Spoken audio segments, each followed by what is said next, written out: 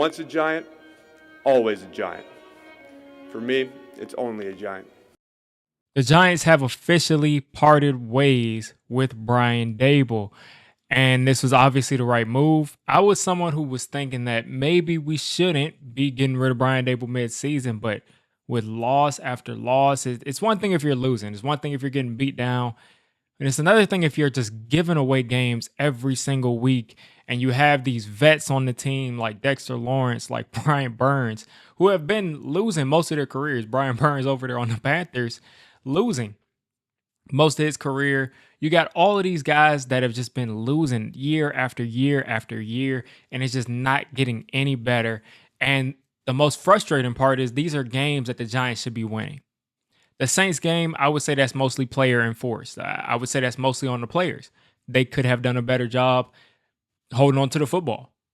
But at the end of the day, the Saints game, the Cowboys game at the end of the game, where it's just like you can't step up at the end of the game. You can't call something like the Saints game, the Broncos game, 30 points in a quarter. Yes, the players have got to play better, but at the same time, coaching plays a part every single time.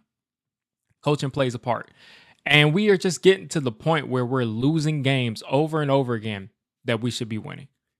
And that's just not right. It's just not right. And Brian Daboll, I was going to say Brian Burns. Brian Daboll had to go. He was going to go at the end of the season no matter what happened at this point. But he just started off as the coach of the year, the guy who just led with his heart on his sleeve. He's throwing tablets. He's yelling at Daniel Jones on the sideline, get your stuff together. He's yelling at Wink, telling him, throwing Wink under the bus when the defense is losing. That ended up with him eventually parting ways with Wink Martindale. And pretty much after that, it went all downhill. Remember the Tommy DeVito stuff where DeVito came back and he threw for 3 touchdowns and he did his thing? Most of DeVito's success in that, DeVito mania time, everybody was walking around. I was doing it. It was fun because we're a bunch of we're losers. We lose all the time. So anything that's somewhat entertaining, we can get a couple wins is fun. But DeVito, a lot of his success came from Wink Martindale because that defense was playing lights out. We won 6 games that year with Andrew Thomas out, with Daniel Jones out, with a ton of other guys out.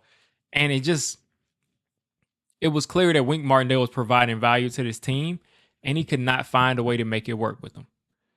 Some guys you can yell in their face, like Mike Kafka, and this is no disrespect to him. And Mike Kafka has the interim head coach job, and I'll get to that. But some guys you can yell in their face, and they'll get over it. It just is what it is. Some guys like Wink Martindale, you're not going to step to Wink Martindale and yell. You lost him at that point. You lost him. So at the end of the day, Daboll could not manage the relationships in the building with his coaches. He couldn't manage the clock. He couldn't manage these games in general. He had just a bunch of bad decisions as a game manager, as a team manager. The kicking game with Graham Gano, every week there's something new with this guy. There's just so much that you can pull up to where it just looked like he's a guy that just didn't know what he was doing, did not have a good grasp on what he was doing. Now, the second thing that's the bitter part is that Joe Schoen is still here. I've already kind of gone over what Joe Schoen, and I talked about it, that Joe Schoen is probably coming back. We've heard it everywhere. The Giants love Joe Schoen. They think he's doing an amazing job, and they think that Daboll was holding him back. And I think this year Daboll did hold Joe Schoen back a bit, but at the end of the day, Schoen hasn't done a good enough job either. He just hasn't. And it's really a mess that we decided to keep Joe Schoen, and Joe Schoen is going to be leading the head coach search. So basically, Joe Schoen fired Brian Daboll, the guy that he hired, because, he made the decision to hire Brian Daboll. That was his guy. So he's firing his guy that he hired, so that doesn't go as a black mark on what he's done so far. And now he's going to go out and hire a second head coach. And this is a guy he's going to hire to work with his pick, because that's what he's probably labeling it as, his pick of Jackson Dart, when everybody saw in 4K and 8K, however many Ks you want to total up, we all saw when Joe Schoen was in that draft room and all but said, like, I don't want to take Jackson Dart, but if you guys are so excited about it, go ahead. And this is the guy that, we're deciding to keep. So very disappointing in my opinion, but it is what it is. Because at the end of the day, even with the problems that Joe Schoen has had, even though I don't think he's done a good job at all to keep his job, if Daboll was a great coach, a really great coach, I think this team would be competitive right now. We'd be probably at about 6 wins because we threw away 3 wins. And then you think probably Jackson Dart with good coaching gives us at least one more win. So we probably will be at about 6 wins right now. And it's just unfortunate. It's just unfortunate. And Jackson Dart is literally leading the league in EPA on third down. Jackson Dart is amazing on third down, and we can't win games when we have the best quarterback statistically, expected points added. We have the best guy in the league at that right now. So it's just so frustrating. But anyway, Brian Daboll had to go. Did not do a good enough job. But the elephant in the room after, besides Joe Schoen, is Mike Kafka. Mike Kafka has been getting interviews almost every year to be a head coach somewhere. They liked what he did in year 1 again for Daniel Jones. I'm sure he's getting credit for what's happening right now with Jackson Dart, and he deserves credit because he's the offensive coordinator. It's not just Brian Daboll. He's the offensive coordinator, and he's put together a good offense so far. You got Jackson Dart on pace for 30 touchdowns. You got him on pace for over, for 30 touchdowns or more. The guy is balling out of control. Yes, a lot of it is the run game. And I'd like to see how much Kafka wants to run Jackson Dart, or, if he just gets told upstairs, let's slow down on the running. But I would be very surprised to see, I'm really interested, is what I would say, to see how this offense changes. Because this is Daboll's offense.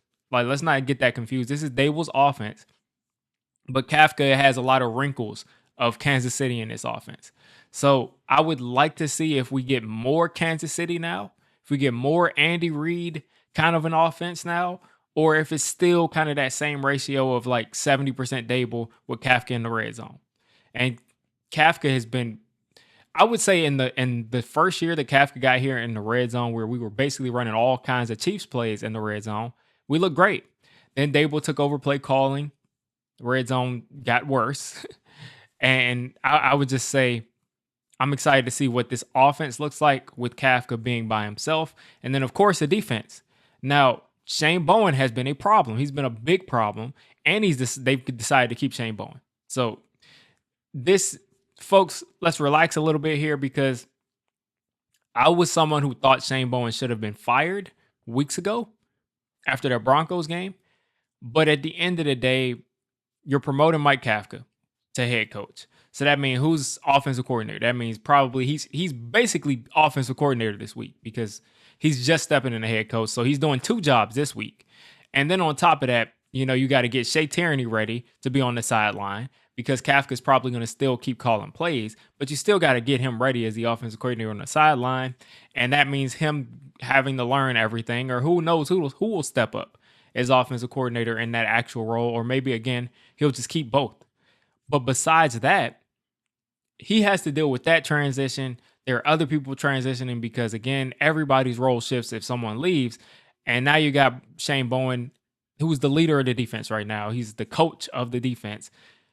Kafka has enough to worry about becoming head coach of the entire team. Besides that, and having to worry about, okay, who's going to be the defensive coordinator now? What am I going to do? Like, that's a lot for him to have to do in 1 week. So I don't know if Bowen gets fired next week, if he gets fired later on this season, or if he gets the job the rest of the season. But I would expect that's the reason that Bowen is still here, because Kafka has a lot on his plate. The entire team has a lot on their plate for this to all happen and us go play a game on Sunday. So that's why I think Bowen stays. I have no comments on that. I've already talked about Bowen ad nauseum. But on top of that, again, I want to see how this team comes out to play for Kafka. I want to see if he can motivate a team. Does this team look more prepared? I know he's got a couple days, but does this team look more prepared on a down in, down out basis? Are they committing the same dumb penalties? Or, what is this team going to look like under Kafka? Because I really think I've heard whispers for years that if Daboll got fired, they would want to take a look at Kafka, and that they would love to have Kafka to be their head coach. I've heard this. And it's not like, they're gonna give him the job. Like that's not what I'm saying. And they're not gonna just hand him the job if he wins, 2 or 3 games. But if this team looks like they're humming and you have that like kind of interim coach shot of adrenaline where the interim coach comes in and they rally around him, and we're in week 10 right now, we just finished. Let's say he wins 5 of the next 7 games or something like that, or he wins 5 or 4 of the next 7 games, and all the rest of the games they're nail biters, and it's not because we choked, it's just because we played a good game and the other team just did made one more play. So if we have that type of a turnaround, then I could very well see Kafka getting a shot at being head coach. Of course, they're probably still going to interview people. They're probably still going to go through that whole process, but Kafka would have a leg up. One, he's already been working with Jackson Dart. That's going to be his main thing why he would stay. And then second to that is, he had the team playing well. So I'm excited to see what Kafka is going to do. I really hope, I don't know. I mean, I hope we win every week. I hope we get the best coach possible. I'm not going to root against Kafka, but I really wish we would have moved on from Joe Schoen.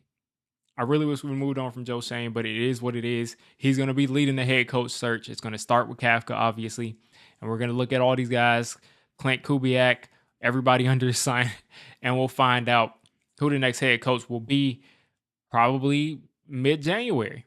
Probably mid-January we'll find out, and mid-January isn't as long away as you all think it is. This season is halfway over, more than halfway over now, and we're in the same position as we've been for much of the last 15 years. So you all let me know what you're thinking. Brian Daboll is out. Kafka's in. Joe Schoen stays. Bowen stays. And wait, before I get out of here, the Giants have basically blamed all of this on Brian Daboll. They said they love the nucleus that Joe Schoen has put together, and they basically are saying that, they wish they would have gotten more out of it. So it seems like Brian Daboll is the scapegoat. Joe Schoen definitely threw him under the bus. And I just would hope that I have relationships with my bosses and the jobs that I work with. I really hope that I have the type of relationship with these folks that Joe Schoen has with John Mara and that family, because there's no way that you can look at what Joe Schoen has done and say, oh, this team is ready to go, and Dave was just holding them back. So that was interesting. Didn't want to get out of here without mentioning that. But again, you all let me know what you think of the news. Bittersweet. Sweet because Daboll was a problem. He was holding this team back. And bitter because we didn't get rid of the other guys. So hopefully we get a coach in here that can rally the troops and become the coach that could turn this franchise around despite what the general manager does.